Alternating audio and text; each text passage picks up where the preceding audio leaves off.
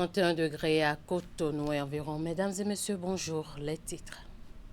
Forte mobilisation des populations du Koufou derrière le duo candidat Wadaïn Talata à travers un meeting qui s'est tenu à Azové. Militants de toutes les communes du département se sont mis en ordre de bataille pour la victoire du duo au soir du 12 avril prochain. Les précisions à suivre. Yara fait son entrée dans l'espace numérique béninois. Il s'agit d'une nouvelle plateforme de e-santé qui propose sur une seule application plusieurs services médico-sanitaires. Découvrez-la dans cette édition. Et puis, sortie de la 25e promotion du diplôme d'études spécialisées en anesthésie-réanimation, une nouvelle génération de spécialistes pour renforcer les effectifs dans les formations sanitaires. À suivre dans ce journal le compte-rendu de la cérémonie.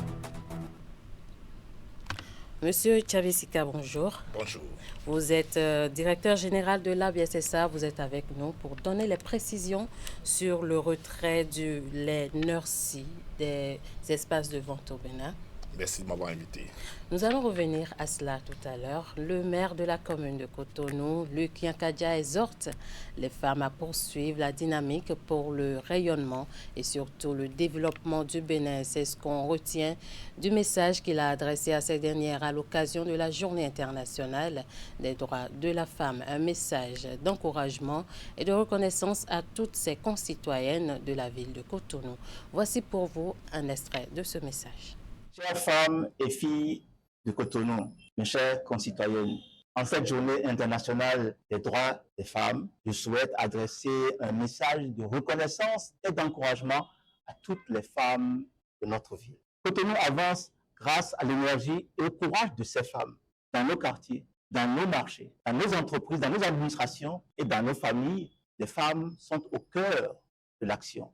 Par leur travail, leur créativité et leur détermination, elles font vivre notre économie et renforcent chaque jour la solidarité de nos communautés. Une ville qui reconnaît le potentiel et les contributions de ces femmes est une ville qui prépare son avenir, un avenir durable et inclusif. Donner toute sa place aux femmes, c'est faire donc progresser la ville. La participation effective des femmes à la vie politique, économique, sociale n'est ni anecdotique, ni une faveur. C'est une exigence démocratique, un facteur d'efficacité pour l'action publique. Une ville qui donne toute leur place aux femmes est une ville qui prend de meilleures décisions et construit un avenir plus équilibré. Agissons donc pour Cotonou, ensemble avec les femmes. La transformation de notre ville ne peut pas se faire sans elles. Agissons pour Cotonou, ensemble avec les femmes. C'est une conviction, c'est ma conviction, c'est la conviction de l'équipe municipale, c'est aussi notre engagement. Ensemble avec les femmes entrepreneurs qui dynamisent notre économie, ensemble avec les femmes engagées dans la vie de nos quartiers, ensemble avec celles qui chaque jour contribuent à faire avancer notre ville.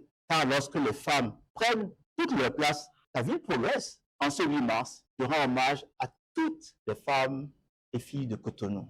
Quand les femmes avancent, Cotonou avance. Bonne fête de la Journée internationale des droits des femmes. Je vous remercie. Toujours parlant de cette 31e journée internationale des droits des femmes, la mutuelle développement à la base MDB a célébré son personnel féminin ce samedi à Cotonou. Au-delà du caractère festif de l'événement, les femmes ont eu droit à une communication sur le thème femmes et épanouissement personnel pour une efficacité professionnelle. Les détails dans ce reportage signé Ouliat Sanoussi et Simon Roulon.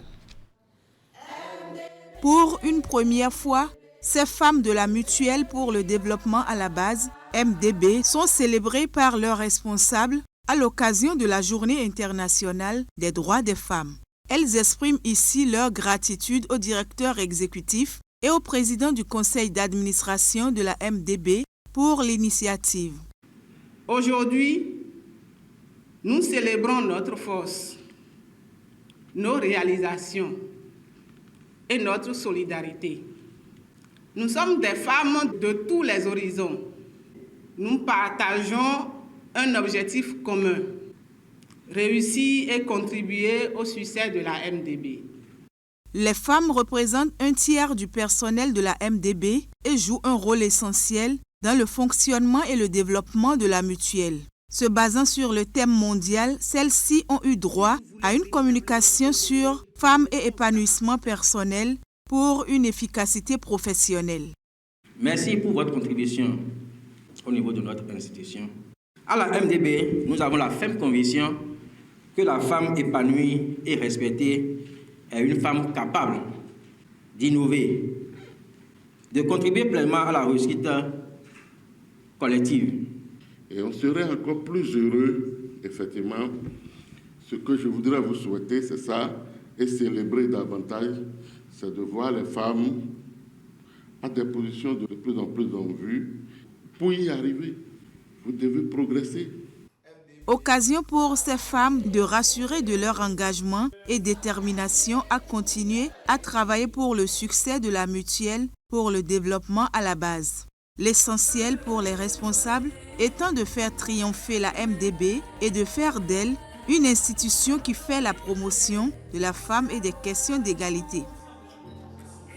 En politique, les populations du département du Koufo se mobilisent pour un fort taux de participation à la présidentielle de 2026 au Bénin.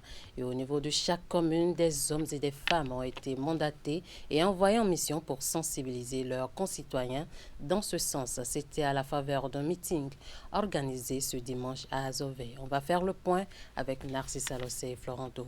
De cette mission. Ils sont investis ici d'une mission particulière, celle d'aller convaincre les populations du département du Koufo de sortir massivement pour l'élection présidentielle du 12 avril prochain. Vos équipes auront la responsabilité de parcourir les villages, les hameaux, les quartiers afin d'appuyer les partis politiques de la mouvance présidentielle. Cette mission vise à inviter chaque citoyen en âge de voter à sortir massivement accomplir son devoir civique. Ces 6 ambassadeurs représentent chacun une commune du département. La finalité de leur mission, rompre avec les faibles taux de participation constatés à l'issue des derniers scrutins. Pour les élections passées, seul Lalo a pu tirer son épingle du jeu avec 52%. Et les autres viennent après. 52%, c'est parce que je connaissais de Lalo. Lalo était toujours autour de 90%. Et les autres, 89, 87. Donc comment on fait maintenant pour que entre 90 et 100%? Si le Bénin entier doit faire une moyenne de 60 ou 70%, nous, dans le Koufo, nous devons faire la différence et faire plus. Faire plus pour un taux de participation historique à une élection ici, dans le département du Koufo. Et selon les organisateurs de cette mobilisation, les efforts déployés jusque-là autorisent un regard serein vers l'avenir. Nous pouvons d'ores et déjà affirmer avec conviction que le Koufo saura se distinguer et deviendra, j'en suis sûr et persuadé, le premier département à battre le record de participation et d'expression du suffrage lors de ce scrutin décisif. Un scrutin décisif pour lequel cette foule de personnes mobilisées n'ont Dieu que pour le duo de candidats Romuald Ouaragny, Mariam Tchabit Alatazime, porte-étendard de la majorité au pouvoir. L'amicale Waro a de son côté lancé ses activités dans le département de l'Atlantique. La coordination départementale du Creuset installée ce samedi à Ouida regroupe des militants de tous les arrondissements des 8 communes du département. Ils sont tous en ordre de bataille derrière la candidature de Romuald Ouaragny à la présidentielle pour une mobilisation électorale record. Reportage. Tous ces militants venus de chacun des arrondissements des 8 communes de l'Atlantique ont un mot d'ordre clair, être des relais de mobilisation citoyenne exceptionnelle pour l'élection de Romuald Ouaragny le 12 avril. C'est la première pierre qui est ainsi posée avec l'installation officielle du Bureau de coordination départementale de l'amicale Waro, acronyme du ministre d'État candidat. Je lance donc un appel solennel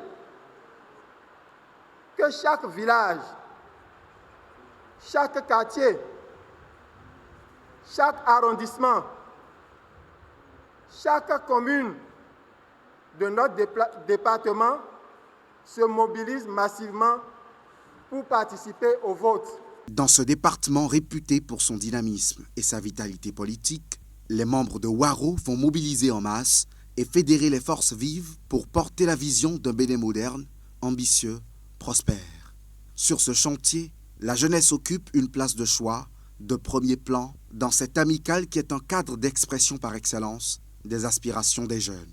Par son parcours remarquable, sa maîtrise des questions économiques et financières et son engagement au service de l'État, Romuald Wadaï incarne aujourd'hui l'espoir d'une continuité réformatrice, ambitieuse et responsable. C'est pourquoi j'invite solennellement les populations du département de l'Atlantique à se mobiliser, à s'unir et à s'allier derrière sa vision. Waro est une amicale apolitique au sens le plus strict du terme. Loin de la neutralité passive, le Creuset se définit comme un laboratoire d'idées et de réflexion citoyenne en restant non aligné à un courant politique. Les professionnels de la production et santé animale du Bénin envoient également un message de soutien au duo candidat de la mouvance à la présidentielle d'avril prochain. C'est à la faveur d'une importante rencontre de réflexion et de soutien qui s'est déroulée au Centre culturel de rencontre internationale John Smith à Ouidah. Elle s'est accentuée sur la thématique des 9 chantiers des professionnels vétérinaires pour révéler le levage au Bénin. Les précisions dans ce reportage de Candide Rouentor et Jocelyn Bariga. Rôle l'assurance d'un élevage révélé. C'est l'un des tout nouveaux slogans qui résonnent ces dernières heures en soutien au duo candidat à la présidentielle d'Avril Wadaï Talata. Les professionnels de production et santé animale se mobilisent en un creuset avec l'ambition de mettre leur expertise au service de la vision nationale 2060 qui trace pour le Bénin un horizon ambitieux d'une économie émergente, compétitive et souveraine. Pour eux, la construction de cette vision doit aussi prendre en compte la transformation du sous-secteur de la production et de la santé animale. C'est dans nos élevages que se joue une partie décisive de la bataille pour la souveraineté alimentaire nationale. Nous venons avec des propositions concrètes, chiffrées et opérationnelles. Le coordonnateur de ce creuset transmet ici à la représentante du duo de la majorité le document de proposition dit des 9 chantiers essentiels. Fruit d'une série de réflexions approfondies, d'une volonté partagée, c'est un document qui vise à renforcer le programme de gouvernance du candidat de la mouvance durant les 7 prochaines années. On leur demande de tenir compte des propositions qui ont été transmises et nous serons à leur côté pour les opérationnaliser parce que l'expertise, il y en a et il y en a suffisamment. Vos propositions techniques que vous venez de nous soumettre sont très bien appréciées et que nous allons les transmettre fidèlement en main sûre. Je rendrai également compte au ministre de l'Agriculture, de l'Élevage et de la Pêche de tout ce que j'ai vu, de tout ce que j'ai entendu. Au cours de cet atelier de réflexion stratégique, ces professionnels de la production et santé animale du Bénin ont échangé à la faveur des panels axés sur la compétitivité et la souveraineté alimentaire, la santé, l'innovation et le capital humain, et la résilience, le financement et la gouvernance. On va parler de notre santé à présent à travers un communiqué en date du 6 mars 2026. L'Agence béninoise de sécurité sanitaire des aliments, ABSSA, a ordonné le retrait du lait infantile Nursie en provenance de l'Irlande en raison de la présence d'une toxine. Bonjour, monsieur. Je dirais rebonjour, monsieur Kenou Kizito Tchabi Sika. Vous êtes le directeur général de l'Agence béninoise de sécurité sanitaire des aliments. Alors dites-nous, quelles sont les raisons de ce retrait exactement? Merci beaucoup madame. Une fois encore, bonjour aux téléspectateurs qui nous suivent en ce moment. D'abord, je voudrais rassurer la population que la situation est sous contrôle. Et la plupart des produits listés dans le cadre de cette alerte sont déjà presque sous contrôle, c'est-à-dire enlever des rayons des officines. Et ce qui reste éventuellement, qui pourrait faire l'objet peut-être de suivi, c'est peut-être ceux qui les détiennent à domicile. C'est-à-dire ceux qui ont déjà acheté et qui l'utilisent et qui ignorent notre communiqué. Par ce plateau, je voudrais encore une fois les inviter à prêter attention, disons, aux dates limites de consommation ainsi que les 2 catégories de produits que nous avons citées. Il s'agit de ces 2 catégories et non toute la gamme qui porte sur ça. Donc c'est spécifiquement Nursie 1, Fortinitri, 400 grammes et Nercy 1 900 grammes, portant respectivement les dates limites de consommation 7 septembre 2027 et 17 septembre 2027. Il s'agit de ça et pas autre. Ces deux catégories de produits sont déjà retirées par les distributeurs de la place qui ont déjà été saisis par le fabricant depuis l'Europe. Nous aussi, en tant qu'autorité sanitaire, nous avons saisi pour leur demander de bien vouloir effectuer ce rappel des produits, disons, listés dans cette alerte. Revenons à votre préoccupation. Il faut situer le contexte en deux volets. D'abord, cette alerte, on vient de la recevoir, mais le problème a commencé depuis décembre 2025, où déjà les fabricants eux-mêmes, à la suite peut-être de leur autocontrôle, ont détecté la présence de cette bactérie qu'on appelle Bacillus cereus, qui produit la toxine dont vous avez parlé tout à l'heure, qu'on appelle la cérulide. C'est une toxine qui est très stable, c'est thermostable, donc ça résiste, c'est stable à température élevée. Voilà, c'est chimiquement stable, donc ça ne peut pas être détruit, par exemple, par l'eau chaude au cours de la préparation, exactement, de la bouillie pour l'enfant, le lait pour l'enfant, disons plutôt. Alors, donc, ça a commencé depuis l'Europe, où les fabricants eux-mêmes se sont rendus compte que une de leurs matières premières qu'ils utilisent dans la fabrication de cette farine, qu'on appelle l'huile d'acide arachidonique, et cette matière première a été fournie par un fournisseur asiatique. Ils se sont rendus compte qu'il y avait une contamination due à cette bactérie que je viens de citer et qui produit la toxine que je viens d'appeler cérulide. Donc tout de suite, déjà en décembre, ils ont déjà commencé par rappeler des produits. C'est pas que le Bénin, il y a plus de 60 pays au monde. Il y en a un certain nombre en Afrique. Vous allez voir les produits qui ont été rappelés en Europe, ce n'est pas nécessairement Nercy. Ça porte d'autres noms en Europe. Nercy est beaucoup plus distribué en Afrique. Donc ça, ils ont demandé à ce qu'on rappelle. Alors, lorsque l'autorité européenne a constaté ce rappel, je parle de l'EFSA, c'est l'autorité européenne de sécurité sanitaire des aliments, c'est l'homologue de l'ABSSA au sein de la Commission européenne. L'autorité tout de suite a demandé de faire une évaluation des risques, disons, sur ce toxique qu'est la cérulide. Alors, l'évaluation des risques, c'est un outil, c'est une composante de l'analyse des risques. Alors, c'est un outil qu'on emploie lorsqu'il y a des crises du genre et pour voir quelle est la quantité réelle à laquelle le consommateur est exposé à travers la concentration du toxique dans l'aliment, et qu'on essaie de diviser par le poids corporel pour voir quelle est la quantité réelle à laquelle nous sommes exposés. Ici, ce sont les nourrissons.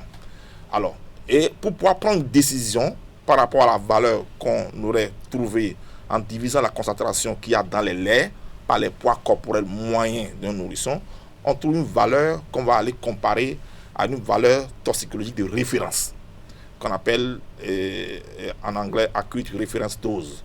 En français, on dit dose aiguë de référence. Donc, alors, il y a une valeur déjà conçue, déjà établie comme ça, par des toxicologues, pour dire qu'au-delà de cette, si quelqu'un est exposé ou consomme de façon journalière ou au cours d'un repas une quantité qui est supérieure à cette valeur toxique de référence, il peut y avoir un effet adverse sur sa santé. Alors, rappelons aussi que la cérulide, qui est la toxine incriminée, provoque chez les enfants des vomissements, également des diarrhées. Donc ça peut amener rapidement un enfant qui a de la diarrhée à être faible par la déshydratation. C'est pourquoi justement cette catégorie de la population doit être rapidement prise en compte, et c'est ça qui justifie notre alerte pour dire attention, cette catégorie est très sensible. Alors, vous avez rappelé au début que les précautions sont prises pour retirer ce lait-là de toutes les officines. Mais il est vrai qu'on retrouve également ces produits dans nos marchés. Quelles sont les dispositions qui sont prises à cet effet? Alors, je n'ai pas fini mon développement. Alors, je vais y revenir. Donc, lorsqu'on fait cette comparaison, on voit qu'il y a dépassement. Là, on demande de rappeler. Donc, ça, c'est le premier niveau.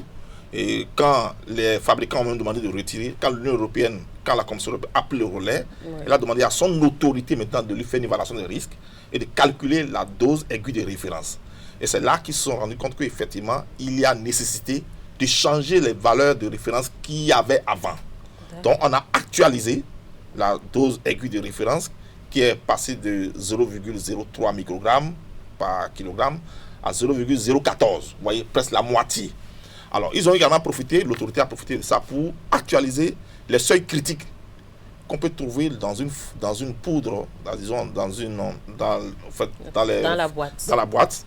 Et ils ont révisé ça pour les nourrissons. Et cela est passé de 0,054 microgrammes. Et pour les enfants les bébés plutôt au-delà de 16 mois et ainsi de suite, et ils ont révisé ça à 0,1 microgramme. Alors donc, c'est des concentrations qui sont devenues très faibles. Et quand les fabricants se rendent compte que l'autorité européenne a baissé, ça veut dire qu'ils ont déjà en temps fabriqué des produits mis sur le marché avec cette matière première, et il se pourrait que les produits déjà distribués se retrouvent avec des concentrations supérieures aux nouvelles valeurs définies par l'EFSA, par l'autorité européenne de sécurité alimentaire. C'est ça qui a nécessité le deuxième rappel. Donc il y a eu un premier rappel et un deuxième rappel après que l'autorité européenne s'est mêlée et a révisé les valeurs de référence. Donc c'est ce deuxième rappel maintenant qui, au fait, nous concerne ici, où il y a une plateforme de l'Union européenne où on nous alerte. On alerte chaque autorité dans chaque pays pour dire attention, il y a tel produit qui circule, il se pourrait qu'il soit contaminé par cette matière première. D'où au Bénin, on a NERSI. Alors rappelons que la distribution internationale suit des règles de traçabilité. On connaît exactement les quantités qui rentrent dans chaque pays au kilogramme pair. Et on connaît le grossiste. Le grossiste aussi, à son tour, connaît les détaillants qui rentrent. Donc, ça qui facilite le rappel. Donc, quand ça s'est passé, on nous a alertés. Les grossistes sur la place ont déjà fait le travail. Nous, pour revenir à votre question maintenant, ce que nous on fait, on va passer maintenant, faire des vérifications des comptes pour voir effectivement que les rappels ont été effectifs. Ceux qui sont sur les marchés, on va prospérer parce que l'ABC, ce n'est pas uniquement Cotonou. Nous avons des démembrements au niveau de nos départements à travers les directions de l'agriculture et de la pêche, et qui sont déjà aussi alertés. Ils vont prendre le relais dans le département et aller dans ces marchés vérifier. Parce que ça peut arriver par ignorance. Ce n'est pas tout le monde qui sait lire une date limite de consommation. Et qui encore continue de consommer. Donc, on va veiller à cela et rentrer au besoin dans les ménages. Exactement, si possible, même au niveau le plus bas possible de distribution pour pouvoir retirer ces produits incriminés. Alors, est-ce qu'il y a possibilité de réhabiliter ce lait après tous les contrôles? Non, ça ne se réhabilite pas. Disons, c'est une contamination bactérienne. Au contraire, même avec le temps, ça va continuer toujours à proliférer dedans. Donc, ce n'est pas des produits, disons, à recycler. Ce n'est pas autorisé. Alors, ici, ça y est même des produits tels que la viande, des produits portant, disons, des dates limites de consommation. Alors, ces produits, on ne peut pas les recycler, on ne peut pas demander non plus à les consommer. Voilà. Et sur ces produits, souvent, on écrit à consommer jusqu'au de préférence. Mais lorsqu'on écrit, par exemple, à consommer de préférence, ça veut dire on laisse une latitude. Et là, il vous est possible, si le goût qui est déjà altéré ne vous dérange pas, vous pouvez consommer. Ça, c'est des produits ayant ce qu'on appelle les DLUO. Donc, vous pouvez toujours le consommer si le goût et la texture ne vous dérangent pas. Alors, merci beaucoup à vous, Monsieur Kenou Kizito Tchabisika. Je rappelle que vous êtes le directeur général de l'Agence béninoise de sécurité sanitaire des aliments. Vous nous avez apporté les précisions par rapport au retrait du lait infantile NERSI 1, 400 mg, 400 grammes, voilà, et 900 grammes. Oui, et NERSI 1, 900 grammes. NERSI 1 porte... Fornitri, 400 grammes et ainsi de suite. Et de préférence, surveiller les dates limites de consommation que nous avons indiquées. Ce n'est pas tous les produits. Je vous remercie pour ce passage. C'était un plaisir. Merci d'être passé sur ce plateau. Nous poursuivons cette édition. Une nouvelle plateforme de e-santé baptisée IARA est lancée vendredi 6 mars à Cotonou. Elle propose de regrouper sur une seule application la prise de rendez-vous médical, la téléconsultation, le dossier médical numérique ou encore la commande de médicaments. Une innovation portée par Alpha Technologies pour faciliter l'accès aux soins et moderniser le suivi des patients. Compte rendu. Présentée comme une solution béninoise de e-santé intégrée, l'application IARA centralise plusieurs services médicaux sur un même outil numérique. Accessible depuis un smartphone, la plateforme permet d'échanger avec les professionnels de santé, de prendre rendez-vous pour une consultation ou de se faire livrer des médicaments. Nous faisons face à plusieurs défis structurels de longues files d'attente dans les structures de santé, des difficultés d'accès aux spécialistes, notamment en dehors des grandes villes, des distances importantes à parcourir pour consulter, un manque de continuité dans le suivi médical et une fragmentation des informations médicales. Face à ces défis, nous avons voulu proposer une réponse structurée, technologique et accessible. Au cœur du dispositif, une intelligence artificielle intégrée. Elle oriente les patients à partir des symptômes, rappelle la prise de comprimés ou encore renforce la prévention. Un outil qui ne remplace pas pour autant le médecin. Tout le monde n'est pas habitué aux nouvelles technologies. Et donc, cette application qui va quand même régler beaucoup de problèmes d'insuffisance de ressources humaines dans nos villages, dans nos campagnes éloignées de Cotonou, de Porto-Novo, qui va nous aider à améliorer la qualité des soins, de voir comment l'adapter à notre communauté. Avec déjà des centaines de professionnels de santé partenaires et plusieurs utilisateurs enregistrés, la plateforme IARA se positionne comme une nouvelle actrice de la transformation digitale du système sanitaire béninois. Le système de santé béninois se renforce en spécialistes. Je l'annonçais en titre après plusieurs années de formation, de stages et de pratiques hospitalières. Une nouvelle génération de médecins, anesthésistes, réanimateurs est prête à servir au sein des formations sanitaires. La promotion, la 25e bien sûr, du diplôme d'études spécialisées en anesthésie-réanimation a officiellement fait sa sortie. La cérémonie s'est déroulée ce samedi à Cotonou. Teddy Goudalo, Moufid Sabouran. Moment de fierté et d'aboutissement pour ces professionnels de santé. Après 5 années de formation exigeante, la 25e promotion du diplôme d'études spécialisées en anesthésie-réanimation célèbre sa sortie officielle. Au total, 23 médecins spécialistes rejoignent désormais les rangs des acteurs clés du système de santé. Nous sommes 14 venant du Bénin. Ensuite, nous avons des collègues qui viennent du Cameroun, du Comore, du Togo, du Tchad et de la République démocratique du Congo.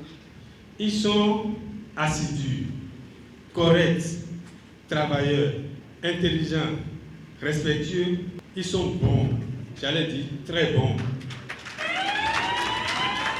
Durant leur parcours, ces nouveaux spécialistes ont bénéficié d'une formation théorique et pratique assez rigoureuse. Un apprentissage complété par plusieurs stages professionnels, aussi bien dans les hôpitaux nationaux que dans certains centres hospitaliers européens, leur permettant de renforcer leurs capacités et de se familiariser avec les pratiques médicales de pointe. Je voudrais vous souhaiter une très belle carrière d'anesthésiste réanimateur. Vous êtes compétent, je n'en ai aucun doute. L'obtention du diplôme n'est pas une fin en soi, c'est le début d'une mission de compétence, une mission également d'éthique, car chaque décision que nous prendrons touchera directement la vie humaine. Avec cette nouvelle promotion, le secteur de la santé béninois se dote ainsi de compétences supplémentaires dans un domaine aussi stratégique que l'anesthésie-réanimation, essentielle pour la prise en charge des urgences et des interventions chirurgicales.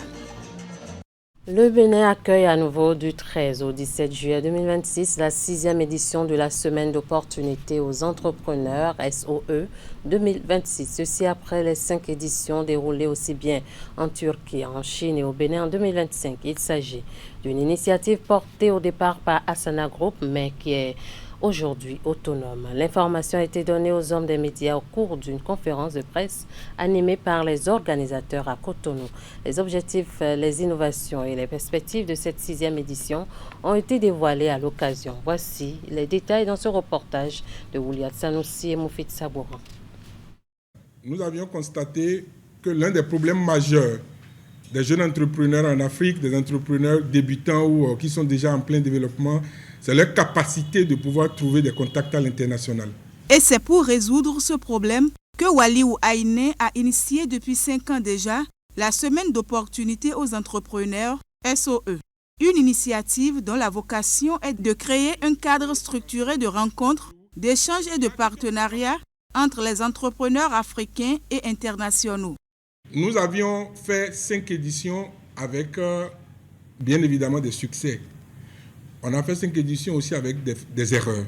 On a fait 5 éditions aussi avec des échecs. Mais la vérité, c'est que nous avons appris maintenant. La vérité, c'est que la SOE a grandi. La vérité, c'est que la SOE a de la maturité. C'est pour ça que la 6e édition de la SOE se veut spéciale.